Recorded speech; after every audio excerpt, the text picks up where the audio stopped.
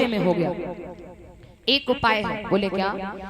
अपने पति से कहो अपने यहाँ यज्ञ अनुष्ठान करें और सभी को बुलाएं दावत के लिए, सभी दावत खाएं, दावत सभी को खिलाने के बाद फिर सभी से कहें भैया ऐसा कोई है जो अपनी जवानी मुझे दे दे, बुढ़ापा ले ले।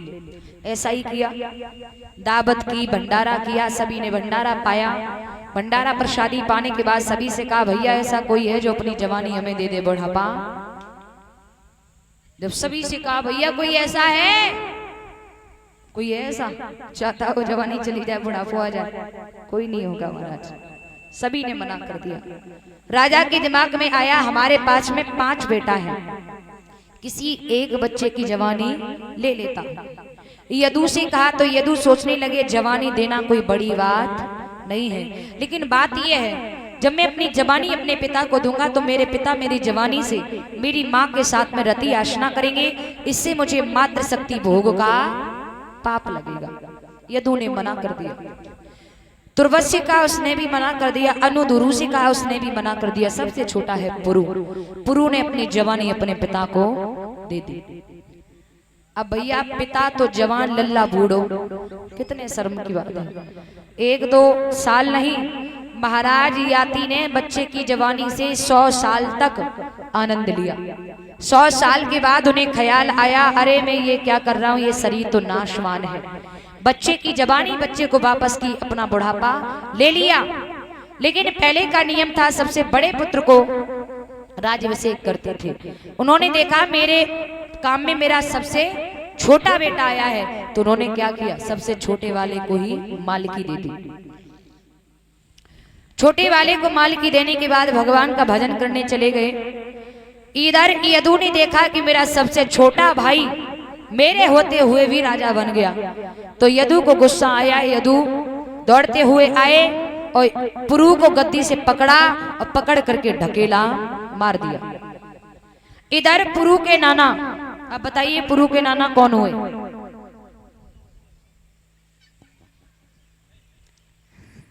परीक्षित महाराज, पुरु के नाना कौन हुए? यही गड़बड़ है, डगमगा रहे न्यों लग रही है मुझको, अस्पताल में रहे वो न्यों लगे मुझको। हाँ।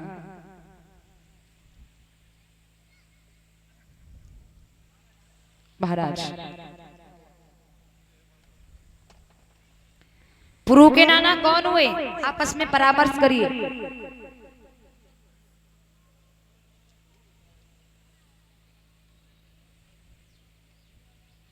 बताइए महाराज।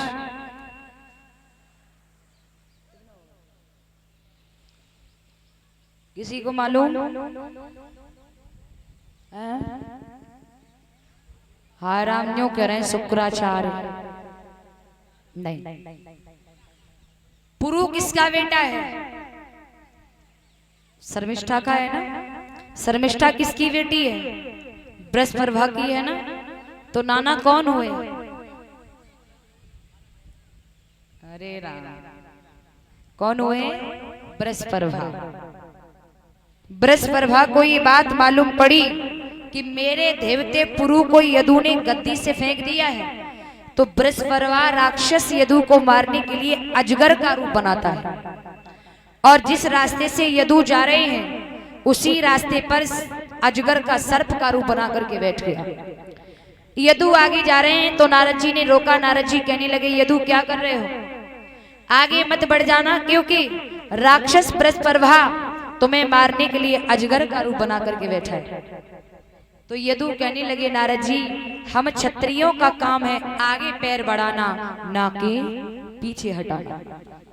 देखते हैं कितना बलशाली है। यदु आगे बढ़े तो अजगर के रूप में राक्षस को देखा, घोड़ा से नीचे छलांग लगाई, उसकी गर्दन को पकड़ लिया।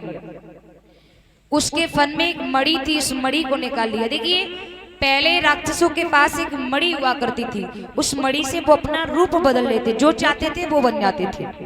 एक कहावत कही है, अहि को मारे निकारो हीरा, तब से नाम पड़ो है अहीरा। एक कहावत और कही है, अहि अहीर दोनों बुरे। अहि किसे कहते हैं? सर्प को। जब तक सर्प को तुम छेड़ोगे नहीं तब तक सर्प फन मारेगा नहीं। वही कहानी अहीर की भी होती है। छेड़ा नहीं तो उससे पहले हाथ जोड़ के झुकता रहेगा, और छेड़ दिया फिर किसी की सुनने वाला नहीं है। तब काहे अहे अहीर दोनों बुरे, सबसे बुरो अहीर। और अही बाचा को मान ले और बाचा तजे अहीर। अपनी सी पर आ जाए फिर किसी की बात। भैया इधर